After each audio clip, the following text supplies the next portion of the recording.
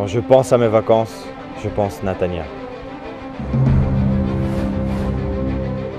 נתניה, העיר שתיירים רבים כל כך רוצים לחזור ולהתרגש בה.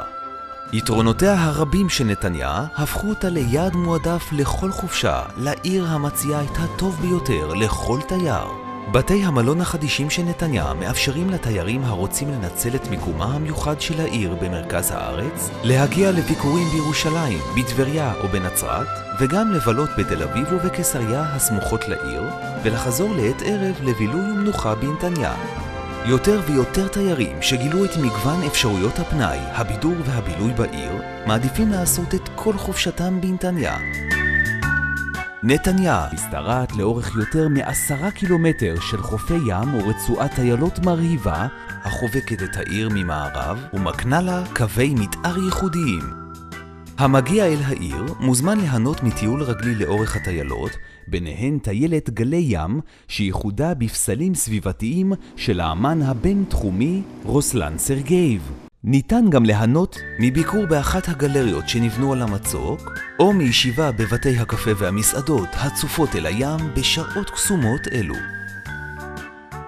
האקלים הים תיכוני מאפשר לתיירים להצטרף לאלפי תושבי העיר ולבחור באחד משמונת החופים שהוסדרו לרחצה, לרדת במעלית החוף המעוצבת וליהנות משחייה, גלישה בים או מפעילות ספורטיבית באחד מענפי הספורט הימיים. כבר בכיכר הרחבה המובילה את התייר מחופי הים אל מרכז העיר, יוכלו התיירים לפגוש את תושבי העיר החמים ומאירי הפנים, בבתי הקפה הרבים או באחת ממסעדות היוקרה, במרכזי הקניות החדישים הפזורים בכל העיר, וכמובן במוקדי התרבות והבידור. מי שירצה להתפלל עם תושבי נתניה, מוזמן לבחור באחד מבתי הכנסת המרכזיים של העיר, וליהנות מתפילה ערבה ורבת ניגונים.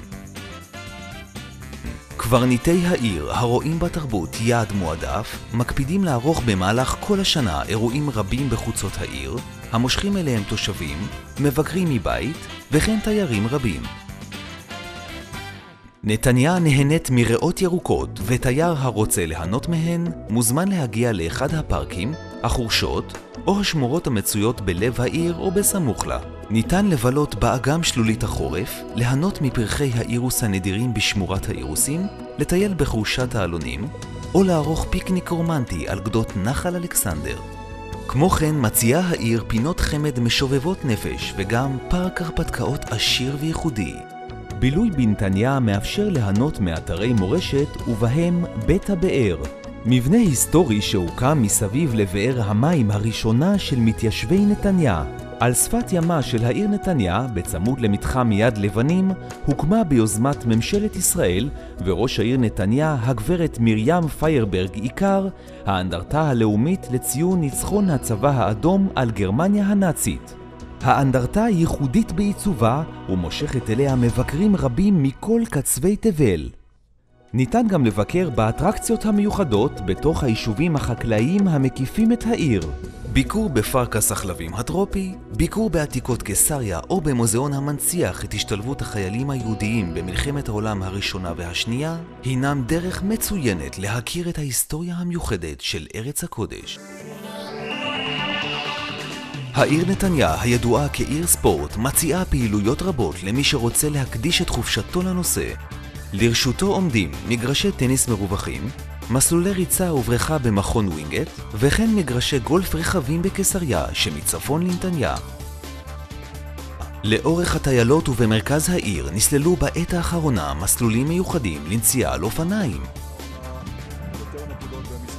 האצטדיון העירוני החדש, גולת הכותרת של מתקני הספורט בנתניה, מהווה כמגרשה הביתי של מכבי נתניה.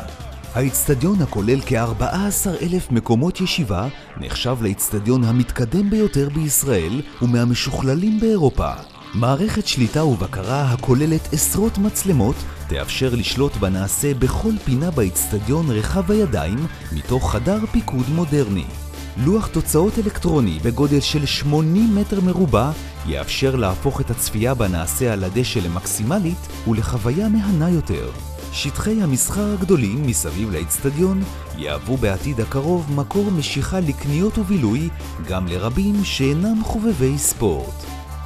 חוף הים הייחודי ממערב מאפשר לרחף במצנחי חיפה או לצפות באליפות ישראל בכדורגל חופים, ובכך להיחשף לשילוב המנצח שבין ספורט לחוף.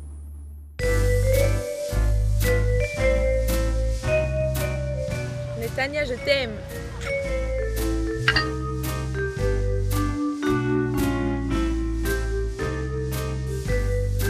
נתניה, כל סיבה טובה למסיבה, ואין שעה שלא ניתן למצוא בה עניין ויופי.